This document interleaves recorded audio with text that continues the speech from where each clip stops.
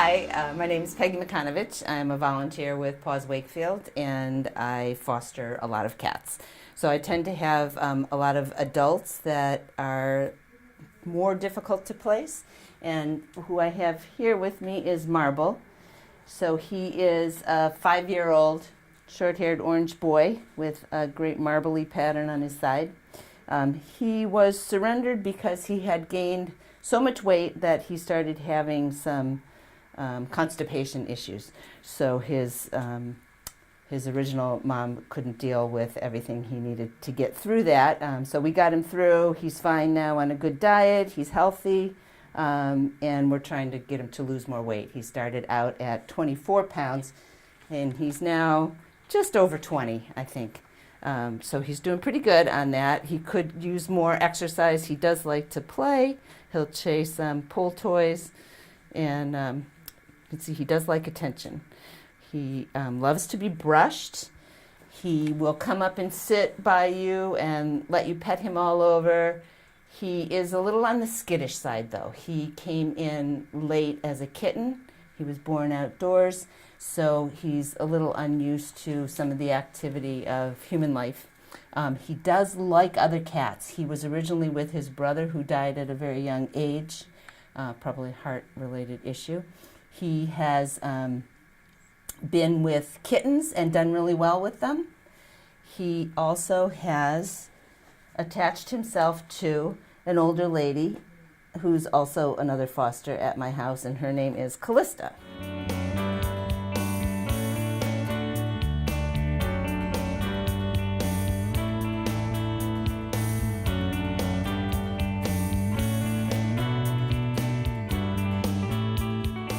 Calista is a 10-year-old tortie who is actually a tortie tuxedo. If you can see the white on her chest, she also has 4 white paws. She is a very sweet girl. She was used to living with all the other cats and just a single owner, so she kind of likes a very quiet, consistent environment.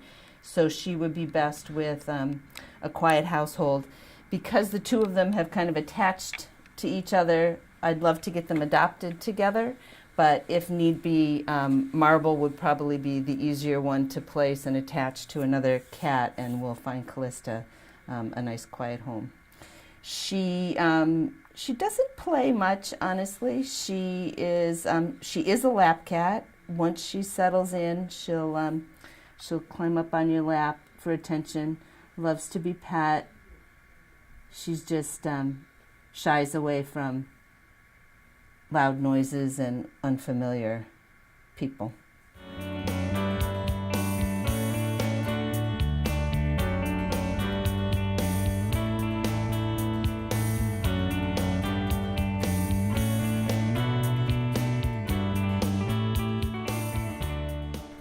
So this is Tschotski.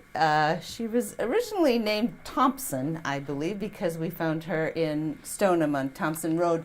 She was under someone's porch with a bite wound, and anytime a cat is found whose vaccination status is unknown and they have a wound of unknown origin, WUO as it gets called, it is an immediate rabies quarantine. So they do that because there's still no test for rabies, and that's the only way to determine whether they've been exposed is to wait 4 months and see if they start showing the signs that we all associated with rabies, the frothing mouth and erratic behavior, and that's when they can transmit the disease to someone else. So she was quarantined for 4 months. She's fine. I think we've never actually had a case of rabies in the 14 years I've been doing this, but still we have to follow state rules on that. So she's now available for adoption. In addition to the bite wound on one leg, she had a fractured toe on her other foot, so she has kind of a misshapen claw and toe on that foot. So she does tend to be a little sensitive around her feet and legs, but otherwise she is a great cat. She is very playful, although she's not showing any of that today. I think she'd probably be best as a solo cat.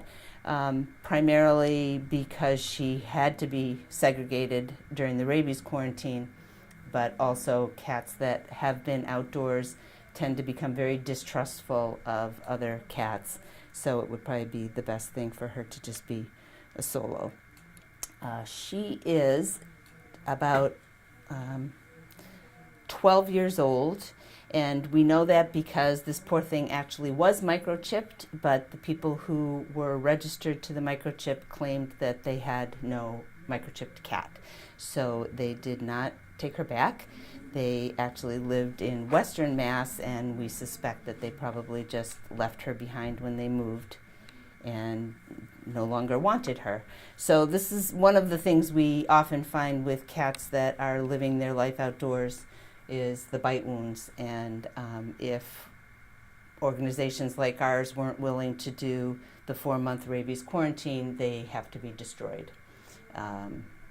So those are the two options for cats with bite wounds. So we clearly would rather people keep cats indoors where they're safe. So she is very outgoing.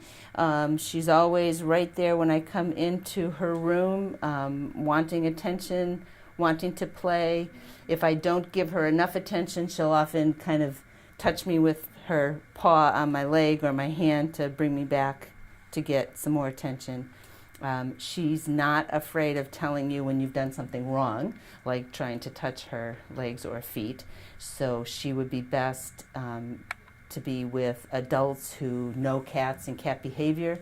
I would not recommend her for little kids who might not understand that some touching was not okay with her.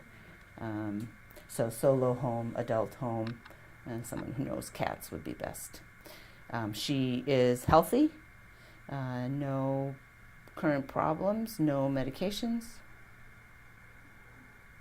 She's ready to go to a new home. More than ready.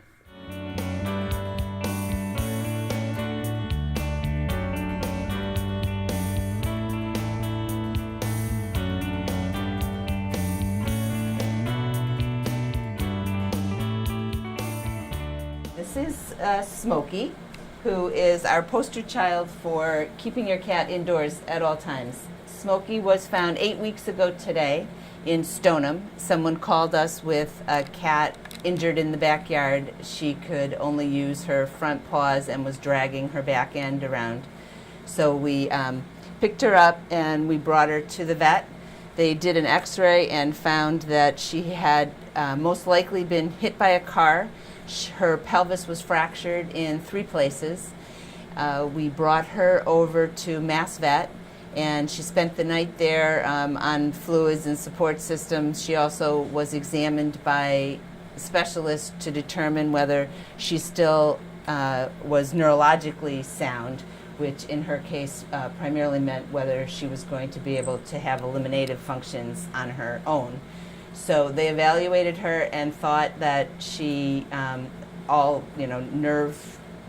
nerves were intact, and they said that if they did surgery on her, they would likely do more damage than good. So they indicated that we should keep her confined for 8 to 10 weeks, and that in the beginning, and it was probably for the first week or so, we had to turn her every couple hours to make sure she didn't get bed sores. We had to help her in and out of the litter box. She had numerous troubles with the box, which is why her tail is still kind of all shaved down. But she made it through the most difficult part. In the beginning, she was on 3 different pain medications 6 times a day. If it wasn't for a team of volunteers helping me at my house, I would not have been able to do it. I'm not sure how an owner who found themselves in this situation would have kept up with her medical needs. But at this point, 8 weeks of healing, she's moving around much better than I ever thought she would. The vets are very happy that she's putting weight on both back legs. She has not attempted any kind of jumping or climbing, so we'll still have to see how that goes. But at this point, she is just on pain meds once a day and is doing great. She's had an awesome personality all through the whole ordeal. Been very easy to handle. She seems unfazed by other cats, so when we do look for a new home for her, which likely would be in 3-4 weeks, we will explore the possibility of her going with other cats. I think kids might be a little much for her if they were chasing her. So when we took her to the vet and they found that she had a microchip, we realized that it was our own microchip we had implanted in her 9 years earlier. And from our records, we understood that she was a mother cat with a litter of kittens that we took in, and we returned to the owner at that time. And apparently that owner decided that an indoor-outdoor cat was okay. This is not something that we agree with, and we actually ask all adopters to agree to keep cats indoors. This is one of the worst situations that could result, I guess, aside from death, is having your cat injured. We have probably spent upwards of $1,000 in vet care, and that's with our own shelter discount, so individual would have spent quite a bit more. Also, the amount of time and energy to get her through that first couple weeks was intense, and I don't know that many individual owners would have done that for her. She is probably the third motor vehicle cat accident we've had this summer. One had severe injuries to the lungs and they couldn't save him. He was put down. Another one, they still think that she has some neurological damage, brain damage, but we did find the owner. The owner's working with her, and hopefully she will recover. So we strongly recommend people keep cats indoors. It's just not a safe world out there, and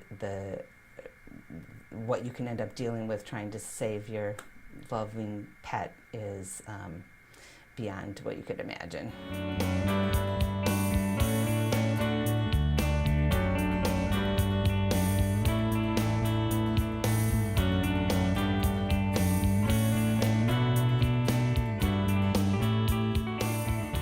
So there are cats that do escape, and we have some great advice that we give people in that situation. One is to put some things outside your house that have the cat scent. Things that you may not even think, like a clean litter box, still carries their scent, and if you can put that outside your house, often that will attract them back. Beds, things that have their scent on them are also good things to put out there. Certainly keeping food out for them in the evening hours. They're most active at dusk and dawn, so having food available so that they are again attracted back to the house. We do loan traps to people. Once they know their cat is in the area, you can start setting a trap to get them back in. And then using every resource in the neighborhood. Little kids are great resources to ask them to keep their eyes open for wandering cats, putting out posters, checking with your local vets, animal control officers, and shelter groups like us who get calls all the time about found cats.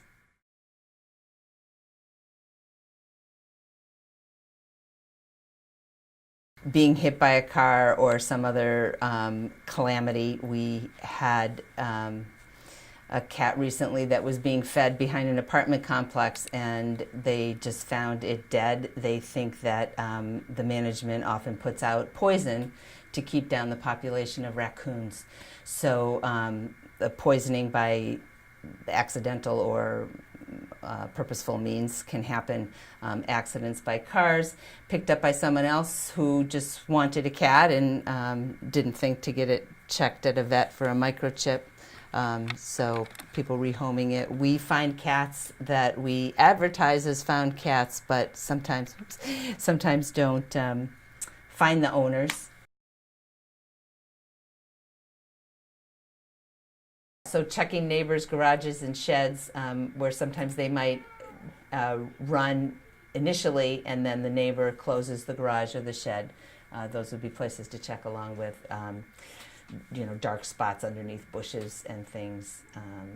Usually cats, when they get out, if they're not familiar with being outdoors, are going to look for one of the first hiding places they see, and typically they're very close by. You just can't find them. One very good idea is to go out at night with a flashlight, and their eyes are so reflective. If you've ever seen it, you know they're like little beacons once the flashlight hits them, so you can often find them underneath bushes and sheds with just a strong flashlight at night.